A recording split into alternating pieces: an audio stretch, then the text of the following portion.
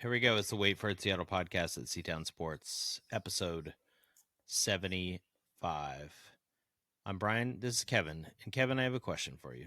What is your question? Kevin, if you were in charge of the Macy's Thanksgiving Day Parade, Thanksgiving's coming up. It's very exciting. Love this. Yeah.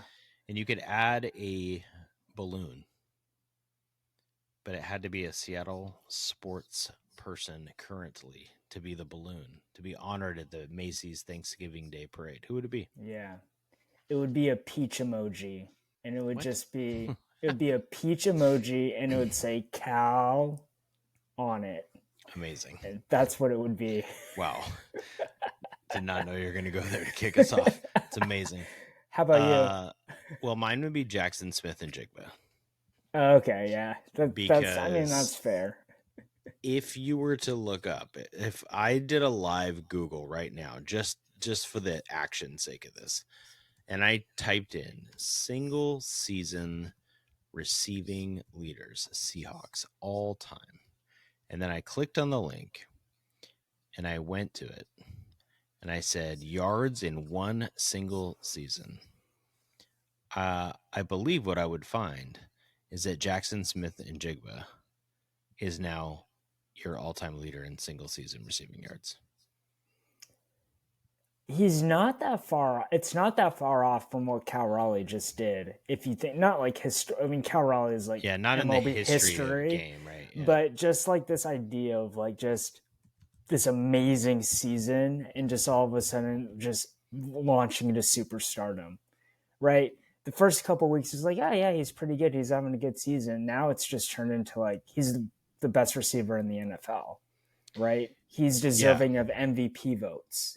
He's deserving of Offensive Player of the Year consideration in the NFL. You're probably, I mean, just because quarterbacks are treated differently. Yeah. But to go along with your point, he has 80 catches for 1,313 yards and 7 touchdowns. And there's so much season left. The all-time record before this year for a single season in Seahawks history was DK Metcalf in 2020 with 1,303 yards. So just to put this in context, they've played 11 games. He's broken the record for a single season Seahawk. Better than any Steve Largent year, better than the DK Metcalf years, better than Tyler Lockett. Actually, Corin Robinson has the 4th best all time now. That's amazing. Darrell Jackson has a couple up there. You got Brian Blades, Bobby Ingram. These are all the people in the top 20. Doug Baldwin. Jaxon Smith-Njigba in 11 games beat all of them. Like, that's absurd. He needs a balloon. Yeah, and what was crazy is about, like, okay, all the teams know he's the number 1 target for Darnold. Yeah. Like, even in this game today, like, he had the huge bomb, and then he scored another touchdown after that. It's like, I guess there's just no one that can defend him. You're right. I mean, he had 8 catches for 167 yards and 2 touchdowns today. This is coming off of 9 for 105 against the Rams, 5 for 93 against the Cardinals in a blowout, 8 for 129, 8 for 123, 8 for 162, 8 for 132. Those are his last, 7 games. So his worst game was 93 yards. In fact, his worst game of the year is 79 yards against the Cardinals on that Thursday night win. Yeah. He's been over 100 8 out of the 11 games, which is how you get to, the single season record. He's incredible. And it's he might be the best receiver in the NFL this year. Yeah. I mean, I think might be undercutting. I think I'm on the train that he is. I mean, you just read off his stats, dude. I mean, you're right. Statistically, he is. I don't know that I would take him number 1 in a fantasy draft / if I could put any receiver on the Seahawks. I think I would take Justin Jefferson first and maybe Jamar Chase second, but I think Smith-Njigba might be second behind Justin Jefferson. Like, that's crazy. Yeah. That's crazy. Yeah. And yes, he helped the Seahawks win a game today, 30-24. I figured we should talk about the Seahawks first. There's not much else to say about sides. Jaxon, Smith-Njigba. A win's a win on the road. They didn't turn the ball over. Yeah, Sam Darnold just looked like meh unless he was throwing to Jackson Smith-Njigba. Yeah.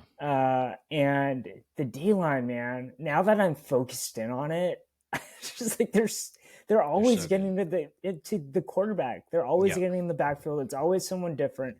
I do like the different pressures that McDonald brings with like Witherspoon getting out, blitzing and other corners. Like it's just fun to watch now, and like it's relentless. Yeah, it was a weird game. They're up 30-10, and they kind of took their foot off the gas and kind of sucked, and then stopped them when they needed to. They're also playing two linebackers who shouldn't be starting. I mean, Ernest Jones didn't play. Tyrese Knight didn't play. Julian Love's still not playing. Yeah, they're short guys. So Byron Murphy had another sack, and Leonard Williams had another sack, and those guys are awesome. So the Seahawks are 8-3, and what I wanted to do is take a little zoom out for a second, and we're getting closer to playoffs. Like Thanksgiving is this week. That's why we opened at the Macy's Thanksgiving Day Parade. We need to look at the playoff picture. So the Seahawks are in 5th spot right now. They're obviously a game out from the Rams, and they lost a game to the Rams, so they're essentially 2 out. I don't know. So division seems really hard at this point. Well, right? I mean, if they beat the Rams the next time they play them, then they're split. I don't know how the tiebreaker is going to play out, because I think it's division and then conference or something like that, and so who knows? But you're right. Yeah, the Rams are rolling. I mean, they absolutely crushed the Bucs tonight. The Rams are really, really good. I think they have winnable games coming up, if I remember right. Yeah. But the Seahawks are in 5th, and the NFL.com gives them in the 5th spot a 90% chance to make the playoffs. Versus, I'll compare it. The Bears have the 3rd seed right now because they're leading the NFC North, and they have a 62% chance. And that's just a result of their division. It's who they have to play left. So they play the Lions, and I think they play the Packers twice. And the Packers are obviously 7-3-1. They're right in the mix too. The Lions are 7-4, and they all play each other. So the Seahawks, after this Titans game, they have the Vikings next week at home, and then I believe they play the Falcons minus Michael Penix, and then they have the Rams again. So Vikings and Falcons, you got to get both wins. You're 10-3 going to the Rams game. Oh, before that, you have the Colts, by the way. Oh, so I forgot about the Colts. Rams. That will be fun. The Colts will be fun. But the tough thing about Colts to Rams is you got 4 days between that. So, like, it's a Thursday night game. Granted, you get it at home, but that's a quick turnaround, man. Yeah, that's going to be rough. I mean, that Colts game, the Colts are good. They barely lost to the Chiefs today, and they finished with a hard schedule. Colts, Rams, Panthers, who we thought would be easy, who aren't, and the Niners. At Niners, right? Like, great scheduling, by the way, by the NFL to finish the season at Niners. Like, that game's going to matter. Which it will. It could come down.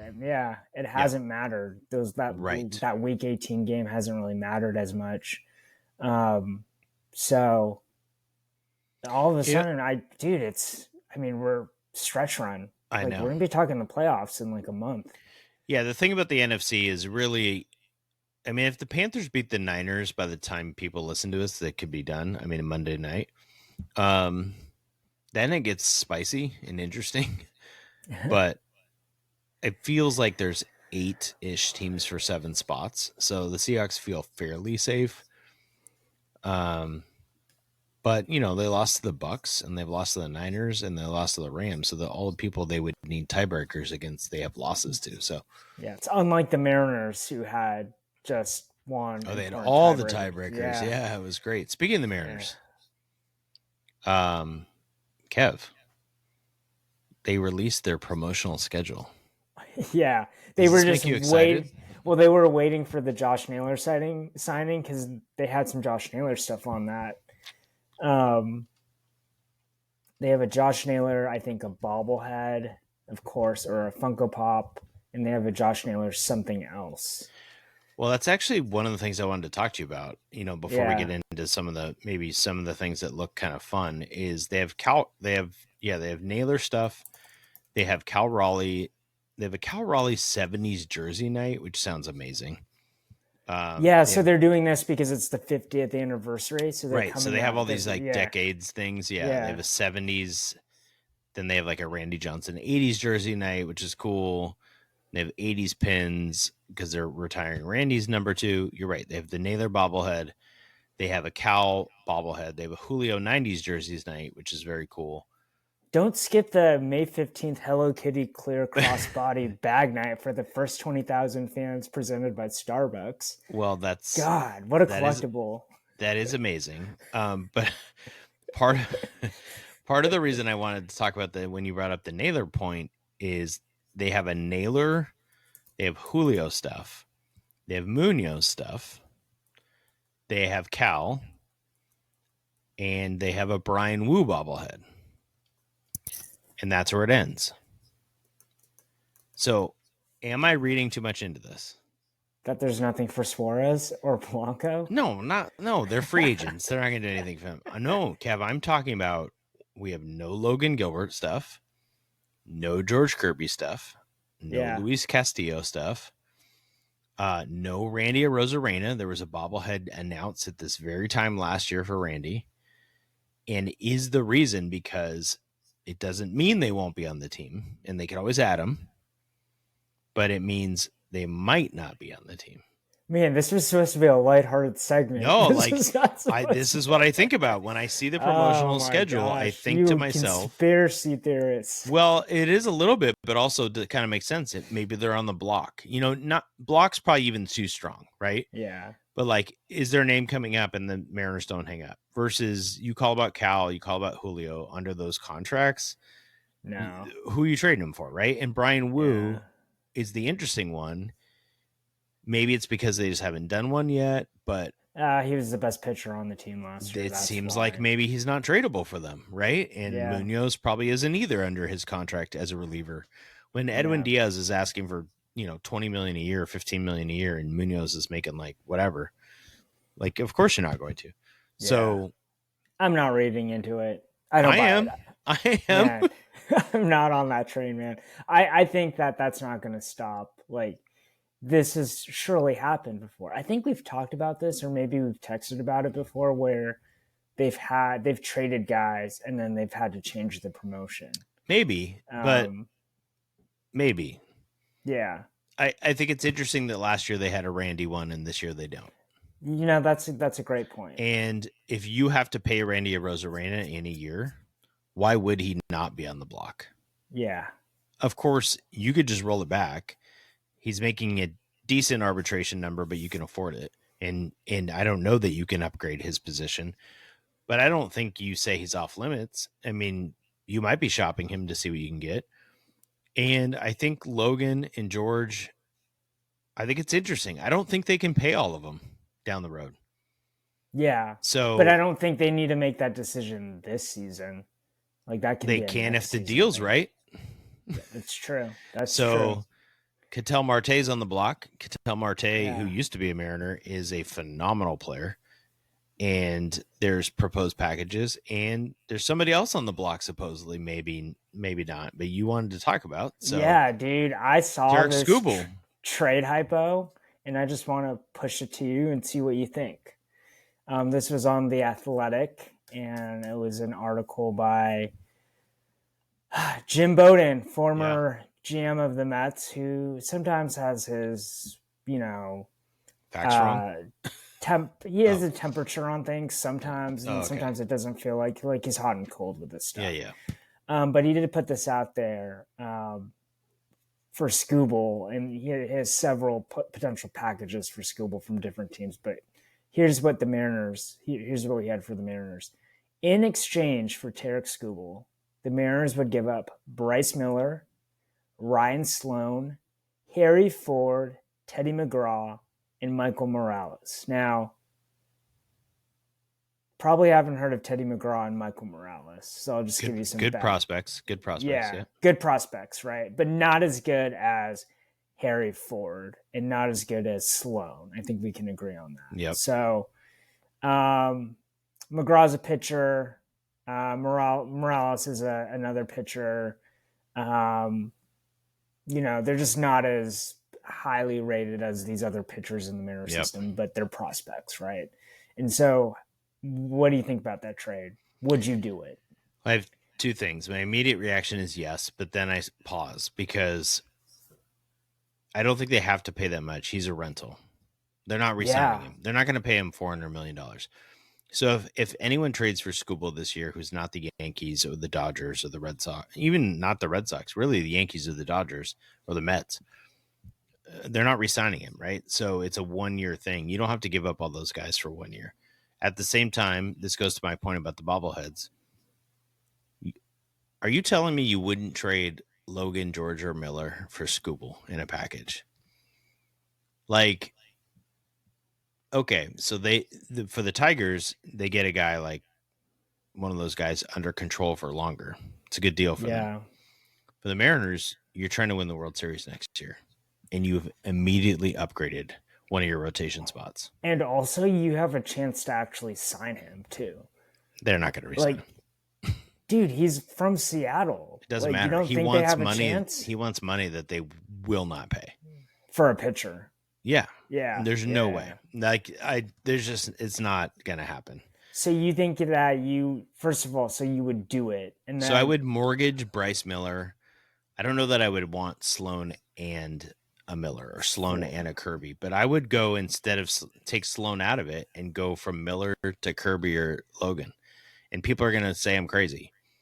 So Miller and Kirby? No. I'm saying take Sloan out of it and upgrade from Miller to a Kirby or a Logan. And people, I feel like the general reaction is no. Like, don't do that. Don't mortgage your future. If you keep Ryan Sloan, if you have Cade Anderson, who you drafted last year, you have some young pitchers in the mind. You have no idea if they're going to be good, but you're going from Logan or George to the best pitcher in baseball. For 1 year. For 1 year. And I would do it for 1 year because windows are tight. And as we've seen in many sports, windows close quickly. We thought that Seahawks window was wide open with Russ and the LOB. Yeah. Right? We thought it was going to be open for a long time. They were all young. Bobby Wagner was young. All these guys were young. We had Marshawn. That window was closed quickly. We thought Kemp think about it. We thought Kemp and Peyton, that window was going to be a long, long time. It fell apart quickly when the lockout happened, and then Kemp got traded for Vin Baker, and then Gary was gone. So the 2000 Mariners, that lasted about maybe 3 years until 2003, where they won 93 games, didn't make it. And then after that one's even trickier because, right, it's really the 95 to 99 Mariners, right? Is because that's when you have A-Rod, Randy, or 98, you have Randy, A-Rod, and Griffey. Yeah. I mean, it's a 4-year window, right? And then you get rid of one of them, Randy first, then Griffey, then A-Rod in 3 out of 4 seasons. I don't know. I just think windows are, I'm more aggressive. I would go for it when you have a chance. Yeah, that's just where I would go. I would go for it if you have a chance. You're building up the moment. Like, and the Mariners have Yeah, go ahead. Sorry. DePoto's only alive for so long, right? Like, he needs to. Well, this is gonna sound. It's not dark, I promise. But my wife says, since my father passed away last spring, I've been living more YOLO. She's like, I don't know if you're processing or what, but you're definitely like more YOLO. Just go for it. So maybe this is fitting in that. But I don't know. This is silly to compare to, but I always feel like fantasy sports are kind of that way too. Like, I have friends who we play in dynasty leagues and they're like always building for a future season. I'm like, go try to win the season this year and like figure out the future later. Because you can't guarantee that Logan and George they weren't great this year. Yeah. Neither were all-star pitchers. So you're trading a non-all-star for the best pitcher on the planet for 1 year. I get it. For 1 year. Yeah. Yes. Are And we then wearing the same thing? Are we both wearing Nike gray we're wearing a sweaters? gray Nike. Yeah, crew neck. Yes, Kev, we are. Amazing. I'm glad that that's what you caught on to. That's great. There's no Uh, segue from that, Kev. There's no segue from that. I'm so sorry I cut you off. No, we're good. We're good. Yeah, I think so. You do it. Thanks for asking. I think I would do it too. But I think what I would do is I'm on the train as you, same train as you. I would keep Miller in, and then I would take out either Sloan or Ford. Like, I don't think you need to give up 2 high end prospects to get Skubal. You might not for a rental. You're right. Yeah, You might be right, but it's a great point. I don't know. The Harry Ford thing's really fascinating to me because I could see him just filling in as the other catcher next year, and that could be great. And I also feel like just trade him. Like, go sign a scrubby catcher to be your backup. Yeah. Cal's going to play 155 games. Yeah. But I also kind of get excited about having Harry Ford in the lineup once or twice a week. So I go back and forth. But look at us, man, just talking about the M's like longer than anything else because they're just... They're fun to talk about, man. And they're really Bo fun. Naylor re-signing got me excited, but I'll talk more about that later. Josh Naylor. Yeah, Did Bo Naylor. I'll take him too. I'll take Bo also, his brother. Bring him over. He's a catcher. Bring him over. Yeah, I mean, do you want to just talk about Josh Naylor's press conference and how he showed up to a meeting, the Mariners front office with scouting reports on the minor leaguers in the Mariner system?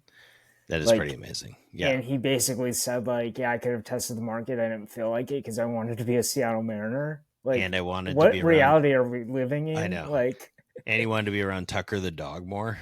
Yeah. Part of his reason. The clubhouse dog. Like, just, I'm eating it all up. So Mariners are constructing a great roster already. Yep. Can we talk about another roster construction that needs to happen? Yeah. Your Seattle Storm. Did we even talk about their new head coach? No, we have not. Yeah, they have a new head coach. It's an amazing story. Have you read her Wikipedia page? No, go for it. Okay, I need to bring up the Wikipedia page because but while you bring it up, before we talk about the coach, let's talk Yeah. about the news and why we're talking about the Storm. Besides the fact that they have a new coach, they don't really have a roster. They still only have 2 players, but also the league does not have a bargaining agreement, and they have stars signing with alternate leagues all over the place. So it's kind of a mess. The news is that they did the draft lottery today, and the Storm got the 3rd overall pick. And I think for people who like women's basketball, college basketball is amazing right now.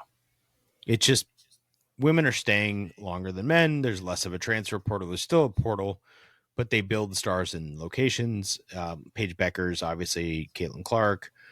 Aaliyah Boston, was in South Carolina forever. Those are all awesome. The Wings got the number 1 pick. They're probably going to draft Fudd from UConn. The rumor is that her and Paige are very close and that they would enjoy playing together, and that would be an awesome backcourt for them. The Storm are probably going to end up with Olivia Miles, which is so funny, Kev, because last year when they had the number 2 pick, we talked on multiple podcasts about having Olivia Miles, and then she went back to school and transferred to TCU, which was a bombshell. Yeah. So Olivia Miles a year later, sure. And then you still have Malanga. Like, it actually could be great long-term for your roster construction. Yeah. But there's so much that can happen, obviously, between now and then. But they do have a new coach, and who knows who else will be on the roster. Tell us more about the coach. Before we get to the coach, Becker's and Fighter, that's public. Like, everyone knows. It was confirmed. So they're together, which we don't have to ship them. They've shipped themselves. It creates some issues, though. Like, I don't know. It creates some issues. I mean, there's been multiple. The WNBA is a league where there have been multiple relationships on the same team, married players on the same team. Yeah, I guess they were on the same team at UConn. So there you go. DeWanna Bonner and Alyssa Thomas are together, and DeWanna Bonner forced her way out of Indiana and then went to Phoenix where Alyssa Thomas was, and I mean, I don't know. If Yeah. my wife was a baller like I am, I'd love for her to come Yeah. play with me. She's not. um, She's not a baller like me. yeah. Let me tell you about this coach. So the Storm hired Sonia Ramen. Hmm. I might have No, I messed up think you got her. it. Yeah, she was Did I get it assistant right? for the Liberty, correct? Yeah, she was an Yeah. assistant for the Liberty. Prior to that, she spent 4 years with the Grizzlies, dealing with John Morant, who has beef with Klay Thompson. His beef with Um, everyone, Kev. Before that, she spent from 2008 to 2020 was an assistant coach at MIT, and then before that, from 2002 to 2008 was at Wesley. How do I say? Did I say Wesleyan. that wrong? Wesleyan. Yeah. Try it again, Kev. Try one more time, Yeah, just I for can't fun. do it. Well, Well, Wesley. Oh my god, it's I'm like, can not. you say Worcester sauce? God, Worcester.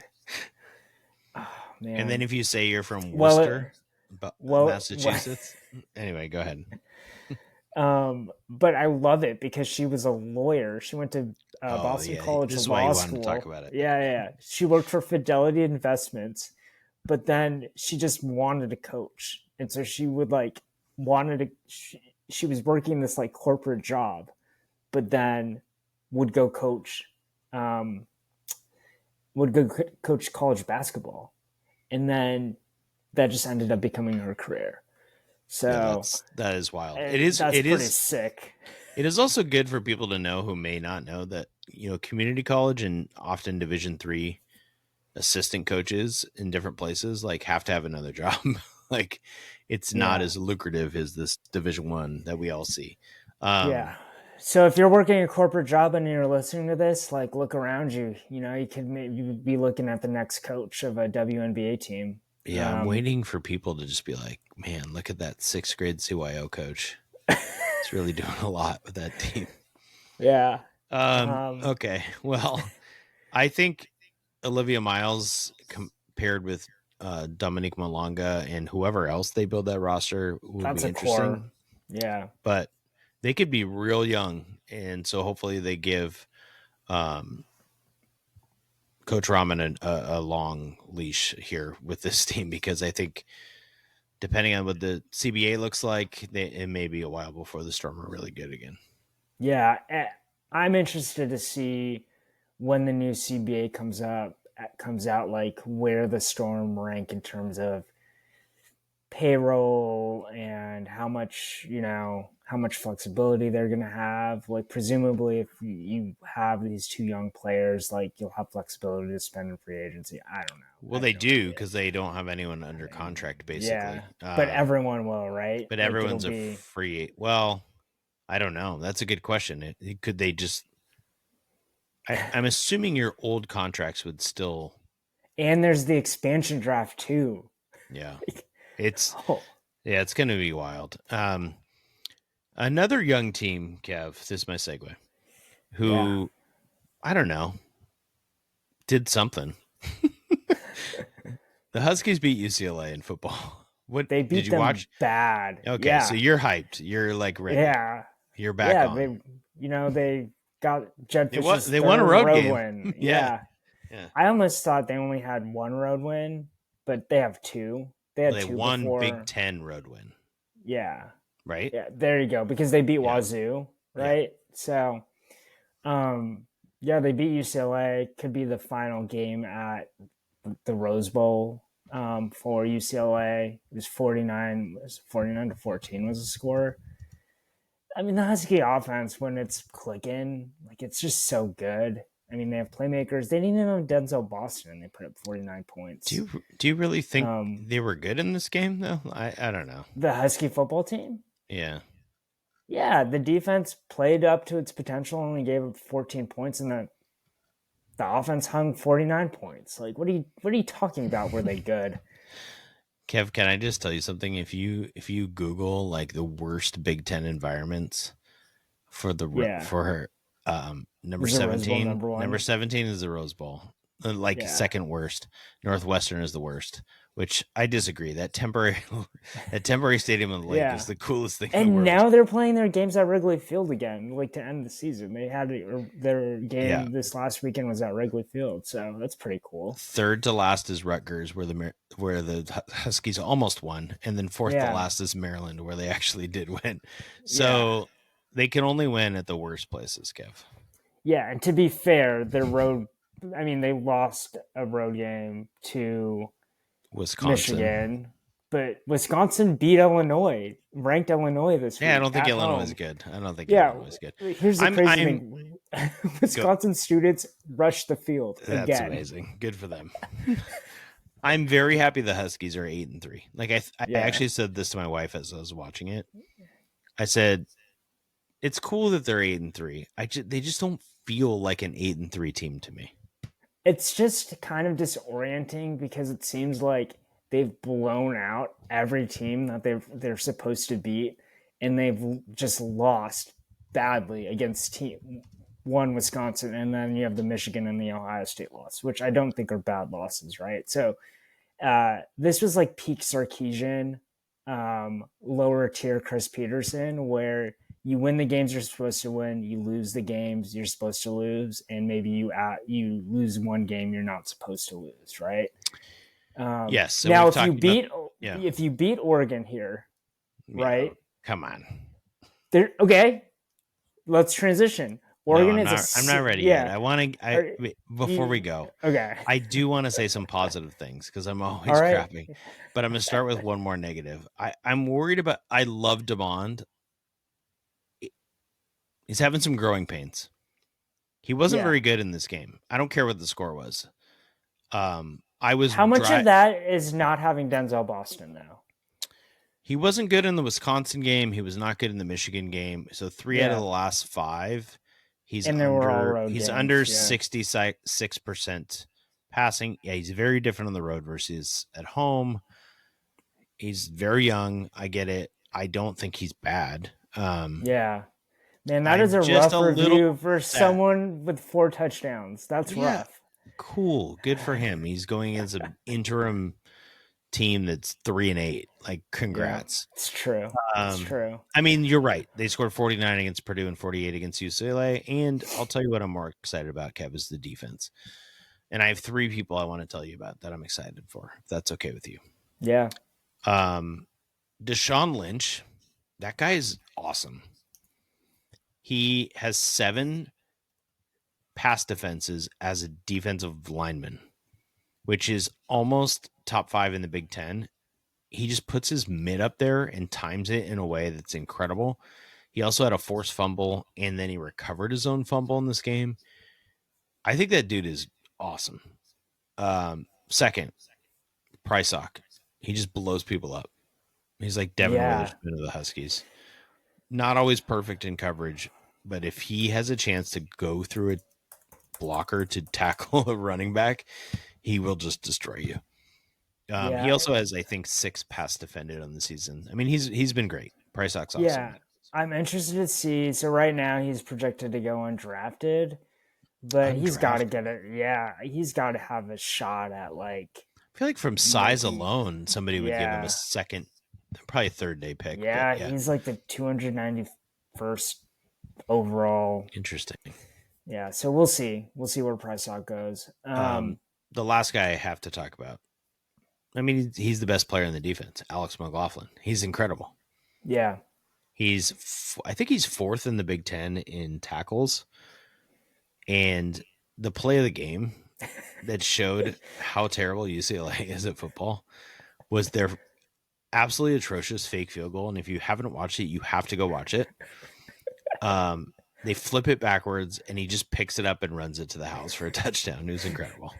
Everything about it was great. Mina Kimes was at the game, and the Huskies hooked her up with like a jersey and stuff. Yeah.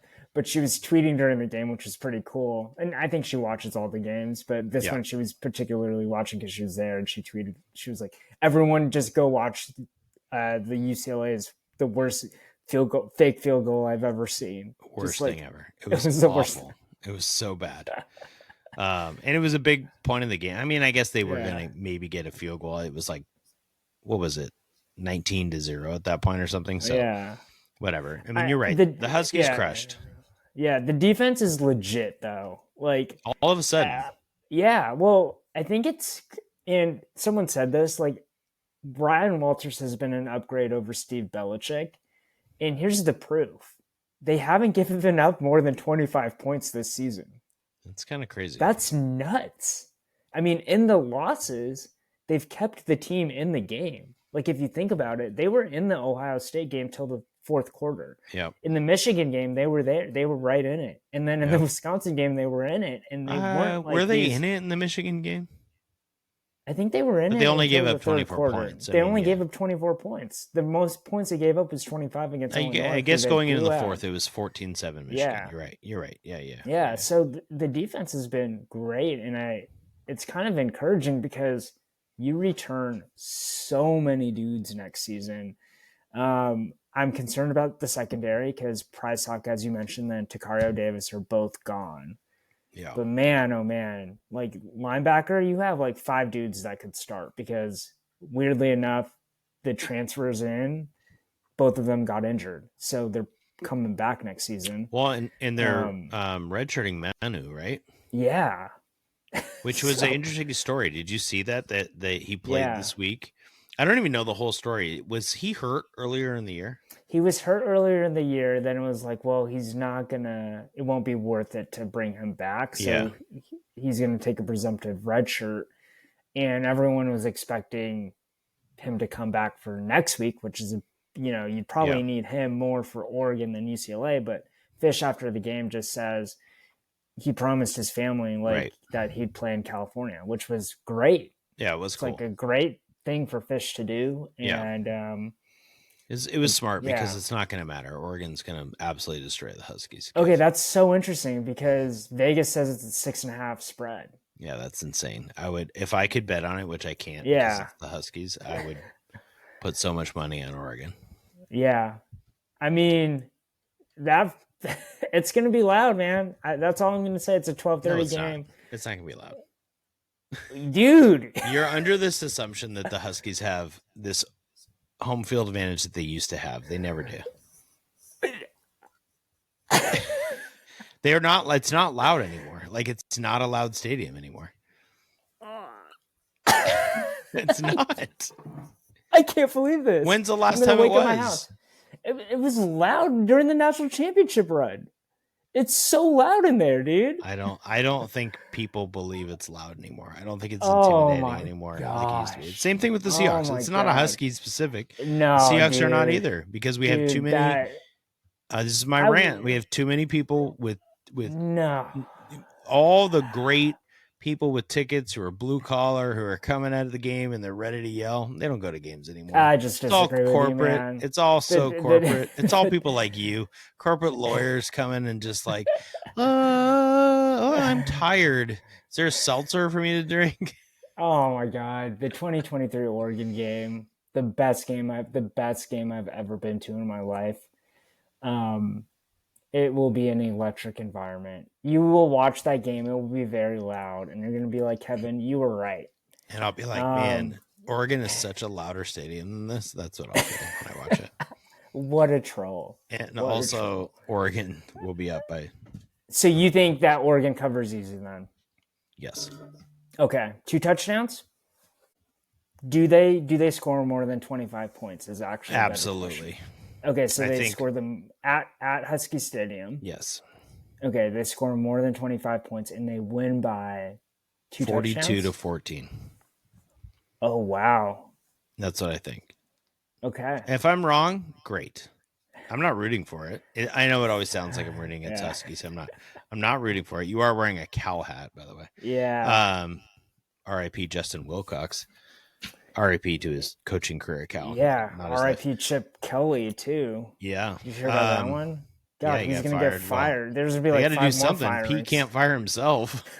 Yeah, I just think Oregon is like national championship caliber, and I just don't think the Huskies All right, maybe I'll be totally wrong, but we'll see on Yeah. this podcast next week, Kev. We'll find out. It's gonna be great. It's gonna be great. Um, Don't go clipping good this stuff. either. I mean, you can clip it if I'm wrong. It'll be great. Yeah. You can do one of Yeah. those clips where like I'm wrong, and then like it's one of those memes, or then it's like Ugh. the SpongeBob 5 seconds later or something like that. All right, I want to talk one more thing before we get into I'd a love top to talk five. about this. I think it's the best story.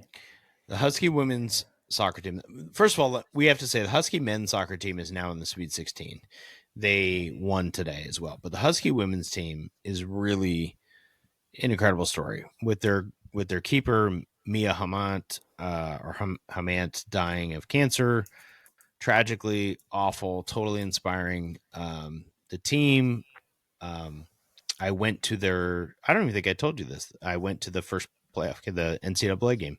They gave out Oh, orange hats in honor of cancer awareness. It was an awesome environment. I did not fly to Virginia to the next game or the game after that, but they won in a penalty shootout against the number 1 seed Virginia today at Virginia, and they are now in the Elite Eight. Alex Buck is awesome. dude, She's the that best goal, the player. sweet. Oh my gosh, Yes, the round of 32 goal to get him into the Sweet the 16. breakaway. The Oh, breakaway or the counter where she just goes 1-on-2 and then scores and wins it in overtime. Also, all the soccer people are like, no stop clock, blah, blah, blah. How cool is it that when Alex Buck scored that, the game's over, golden goal, overtime. So cool. Yeah, they are quite a story. It's very, very cool. like this, like a soccer tournament is. Uh-oh. Kev, what happened There's to you? so much chance making it this far in the women's NCAA tournament is like so hard. Like I Yeah. don't know. Like I covered college. I covered a men's team. I covered LMU men's soccer, and they made it to the NCAA tournament. And then they fell to Stanford, I think, in the round. Maybe it was in the first round. But how do I put this? Like soccer, especially because it's one game, they're not playing like a series of games. Yeah. And I guess the NCAA basketball tournament's a little like this, but it seems like the chances to pull off like a upset are way higher than. And I'd be interested to look at like how the seedings play out and like the percentage of lower seed wins versus higher seed wins. But the fact that the women's soccer team has made it this far is incredible, and the men's team at the same time, Yeah. which is like some type of like, I don't know how to explain, like magical confluence. Is that a word Yeah. of events? Sure. I think a couple things that are so cool. The team is cool in general, but when you have a star like Alex Buck, who's top of the league in goals, she's a sophomore. She went to Bellevue High School, and she just has these flair for dramatics. That's cool. That gets the attention, I think, a little bit, especially when she's local, right? You think about like those cool Isaiah Thomas or Brandon Royers or the Yeah, runs. It's cool when the local people do it. And Jake then Locker. obviously tremendous story of a sad story, but of Yeah, honoring Mia, and they're just on this magical run, this team, and they won the Big Ten. I mean, they just it's such a cool story to follow yeah, them, and so I'm excited. I think they play again on Friday. I think they play Duke. Um, yeah, it'll be awesome to watch what happens next. yeah. 3 o'clock on the 28th, which is that Saturday? That's That's Friday. Friday, three Friday o'clock at three Pacific, o'clock. Duke, ESPN Plus. Thank you, ESPN, for solving your issue with YouTube TV, but no thank you to ESPN for your different tiers of Plus and Unlimited that I have to pay for. Yeah, Yeah, yeah. Great story. Sad story, but I'm rooting hard yeah, for the Huskies. very cool. Last thing, you want to just tell me what's going on with a quick? We should Yeah, I'll do a just do a quick quick. Kraken. So Quick the Kraken. Kraken. Lane Lambert Hockey, who's their coach, is just tremendous. And I referenced a Mariners team that pitches well and then can't hit. They're even like more like chaos ball than that. They muddy it up, they dirty it up. Betting unders on Kraken games are your best bet in hockey right now. Today they went 0-0 to overtime. They actually went to a shootout, 0-0. They've had 2 wins, Kev, in the last 2 weeks, in which they've gotten a goal that probably shouldn't have been allowed to, in part, to win the game. Blackhawk fans were pissed because the Kraken seemed to have hooked Connor Bedard, their best player, and then Connor Bedard absolutely lost his mind on the ref and said things he definitely shouldn't say and got a penalty. And then the Kraken scored the game-winning goal on the power play with under 2 minutes left. And they're just finding chaotic. all this like crazy. They scored another goal to beat, I can't remember who it was last week, but they either got the game tying or winning goal by kicking the puck in with your skate, which you can't actually kick it in. And it kind of looked like they kicked it in, but they didn't rule it a kick. They just ruled it off the skate, which is allowed. And I think in the same game, the other team had one not allowed from a skate. It's total chaos hockey. But it's working. They're playing really well. They're going on these road trips and pulling out crazy wins. And I think the stat I sent you, that's the best. If you just love like hockey that's going to be tight and fun, I sent you this thing from Mike Benton, who does their radio halftime show. 45% of Kraken games this year have gone into overtime. Like, that's silly. That's just absolutely silly. So I will say this. The Kraken play the Stars and the Oilers this week, wrapped around Thanksgiving. And if you were like not sure, those are 2 really fun games to go to, even if the Kraken don't win. Like, both those teams are great, especially the Oilers. Go see Connor McDavid. Also, just quick side note, go to a Torrent game. The new women's hockey team opened up. I don't know what their home schedule is coming up, but they just had their first game and it was in Vancouver and the atmosphere was awesome. So hockey's well alive in this city. And I'm thankful, Kev, that we have hockey in the city of Seattle. It's been nice. That's my segue to our top 5 this week. Yeah. How do we do this? Do you have a top 5 ready? thing? Yeah, I do have a top 5. So let's just do we share and then and then if we have a match, then we just talk about how we have a match. I don't think mine are going to match yours, but maybe we'll see. Yeah. So top 5 things. It's Thanksgiving week. We're not going to be on until after Thanksgiving, and then we'll be heavy in Christmas mode. Kev, I will be. I'm ready this year for Christmas. Yeah, dude. I'm gonna put the lights up, the tree. I'm ready. Do you have a real tree or a fake tree? We don't have a fake tree, but I kind of want to get one. I'm gonna go get one at Costco. Beautiful. I've decided, or Amazon, either or. Yeah. We decided to do the top 5 things we're thankful for in Seattle sports right now. And these could be totally random. Yeah. But you go first. Okay. The number one thing I'm thankful for. I am thankful for Jared Dipoto. Oh, Kev, it's on my list. It's on my list. That's incredible. I did a Dipoto Justin Hollander. I put them together. Yeah. I don't really know. The Mariners front office. Yeah, I don't really know. Like, I think Hollander's really good. I don't know, like, when they call, do they put it on speaker? Are they together? Do they call Hollander and then Jerry swoops in? Like, how does that relationship work? I don't know. Yeah, I don't know. But I'm with you. They're on my list too. I mean, not on everybody's list all year long, but man, you can't deny it, can you? No, they brought Naylor back. In the long run, they've created the pitching factory, as we've referenced it, or as others have referenced it. The farm system's the best in baseball. They have 2 superstars, and they did it. It was them. I'm also thankful for my wife, who's in the background. Okay, Jerry Dipoto and Hollander, I totally agree with you. That's on my list. Here's one for you. Similar vein. How about John Schneider? That's a good one. Can I talk to you about John Schneider's drafts recent years? Bring it. Okay, great. You hesitated, so I didn't know if you really wanted me to not talk about it. In 2022, John Schneider drafted Charles Cross, Boye Mafe, Kenneth Walker III, Abe Lucas, Kobe Bryant, Reek Woolen, and Tarik Young, who's still on the team. But that's a crazy draft. The past 2 drafts or the past? That was 2022 by itself. So it's all those dudes. 2023 draft: Witherspoon, JSN, Derek Hall, Charbonnet, Anthony Bradford, take him or leave him, starting guard. All those guys. And Oluwatimi, who's starting at center right now. Mike Morris as well, who's also playing. All those dudes contributing. 2024 draft: Byron Murphy, Tyrese Knight, AJ Barner, and Michael Durrell, who was starting at center last I checked. Oh, no, he's gone. Sorry, I mixed him up with our center who's injured. 2025 draft, obviously Gray Zabel, Nick Emanwari, Elijah Arroyo. Dude, he's cooking. He's cooking with gas.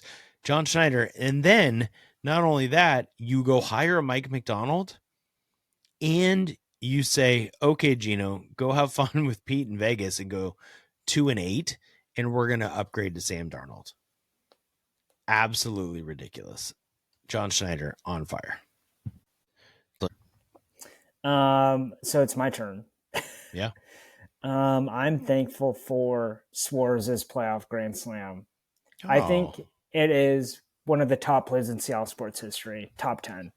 For sure. It vaulted them. It vaulted a sad franchise to, God, it was just so close to getting them to the World Series. Yeah. I'm still so sad. Christine said, I don't know if this was, you were really torn up after the Huskies lost the national championship. And I kept on, and I still say it. I can't believe we got that far and we just lost. I can't believe the Mariners were 8 outs away. I'm still like, I don't want to make you too emotional, Kev, but wasn't the Huskies too tied in with your dad a little bit? He was such a Husky fan. Yeah. All that stuff. And, that's kind of how I felt with my dad and the Mariners. You know, I know your dad was also a Mariners fan. So yeah, it's hard. It's hard when you're getting close and you have all these emotions. And my brother-in-law, James, and I were talking about at dinner tonight, how exhausting that playoff baseball. We talked about it in this podcast, but just, oh my God, that every other day. Oh, it's too much. And you're like planning your days around, and we don't even know what time the games are going to be on. Like, that part is crazy. Yeah. Yeah. You're buying tickets. Yeah, well, I'm still paying for them, Kev. So the rule in my house, I wanted to go to a Kraken game, and my wife said it was a good rule. She's like, let's pay off the Mariners tickets first before we buy any Kraken tickets. All right. So my third is Brian Schmetzer. Oh, wow. He's the best coach in Seattle sports. He's up there to be the best coach in Seattle sports history. I think depending on where you rank football versus soccer, I mean, he certainly has the accomplishments to say he's the greatest coach in Seattle sports history. He could be the greatest MLS coach of all time. And, you know, not to look too much back on the year. Obviously, they had kind of a disappointing, crazy loss to leave the playoffs. They beat Miami in the League's Cup final. It was rad. Yeah. And the fact that he's the coach of the Sounders makes me excited for every year. So I'm thankful for Brian Schmetzer. I'm thankful for someone we already talked about, Jaxon Smith-Njigba. I'm also happy that he's on my fantasy team. I don't know if I have him and Jamar Chase in one league. I don't know if it's our league, but nobody wants to talk about people's fantasy teams, but I'm going to do it. But also. It's been great. You're going to do it right now. Yeah, I have a team with Jamar Chase and Smith-Njigba and Amon-Ra St. Brown as my 3 receivers. That's special. And my running back is Jonathan Taylor. It's absolutely absurd. I'm in first place. It's a 2-quarterback league, and my quarterbacks are Sam Darnold and Kirk Cousins currently. So I'm holding on for dear life. But that's not great. The fantasy league that you and I and much of our listeners are in. That one, I might be. It is our league. The kids say. You have Chase and Smith-Njigba in our league. Yeah, what's but your Chase record? Was suspended. I'm in 8th place. Well, you're right above me. Are we battling for one of the last playoff spots here? Yeah. I was 0-6 and then 1-5 in a row. It was very exciting. Nobody wants to listen to this kind of content, but it's okay. Better than nothing. I'm gonna lose this week. Okay, so what are you thankful for? I'm not thankful for losing this week and losing my chance at the playoffs. Hold on, I have to look at your score first, Kev. Swifty season. You lost, so you're going to be 5-7 also. You're tied with me. This is great. Okay. I'm thankful Avery Howell transferred to UW. That's a random one. It's not random when you have season tickets. I've been to 3 games now, and she's really, really good. And the Huskies ceiling is way higher with Avery Howell on the roster. And she's only a sophomore. Kev, there was a lot of fun about the Huskies today, including their freshman Bryn, who had a just breakout performance today. But Avery Howell is the quarterback of the defense. She communicates so clearly, knows exactly what's happening. Everybody, what they should be doing, who should they be guarding. I just think it's Ella Dean still hasn't played. She didn't play today. Their ceiling's pretty high, and she's a big part of it. And I just like watching her play basketball. So yeah. What's your next going off of that, Hannes Steinbach, the number 16th overall projected draft pick.